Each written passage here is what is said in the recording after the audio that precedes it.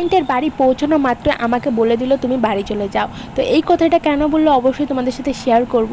আজ আমার বুকিং ছিল একটা রাইস সেরিমনির বুকিংটা আসে হঠাৎ করে, তো বাড়ির পাশেই ছিল জন্য আমি বুকিংটা নিতে পেরেছি। আর বুকিংটা কিন্তু এই দিদি করেনি, বুকিং করেছিল অন্য কেউ, জন্য আমি কিন্তু দিদির সাথে কোনো কন্ট্যাক্ট করতে পারিনি। আর আমাকে যেই টাইম দেওয়া ছিল আমি সকালবেলা সেই টাইম অনুযায়ী কিন্তু বাড়ির থেকে একদম গুছিয়ে টুছিয়ে বেরিয়েছি।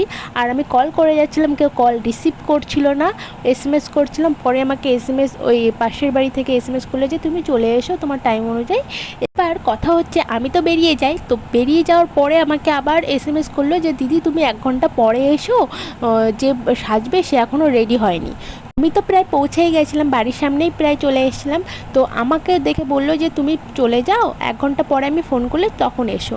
এবার এত রোদে এত গরমে আমি ছাতা নিয়ে যাইনি, তো আমার মনে হচ্ছিলো না যে আর বেরিয়ে আসি, তো আমি ওখানেই ছিলাম। কিন্তু ব্যাপারটা হচ্ছে 1 ঘন্টা বলে আমাকে 2 ঘন্টা আমি বসেছিলাম।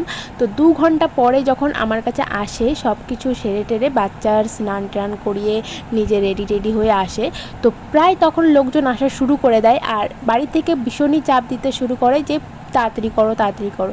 এবার বলো যে তাড়াতাড়ি করে একটা মেকআপ, হেয়ার স্টাইল আর শাড়ি পরানো সব কিছু কমপ্লিট করা কি সম্ভব?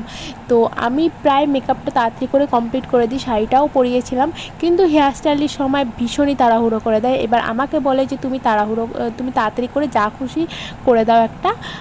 তো আমি তো প্রায় ঘাবড়েই গেছিলাম, তো তাড়াহুড়ো করে কমপ্লিট করে দিয়েছিলাম তাও।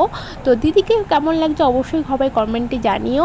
আমার আপকামিং যারা ব্রাইড বা ক্লায়েন্ট আছো তাদেরকে একটাই রিকোয়েস্ট, একটু টাইম নিয়ে বসো যাতে আমি কাজটা কমপ্লিট করতে পারি ভালোভাবে।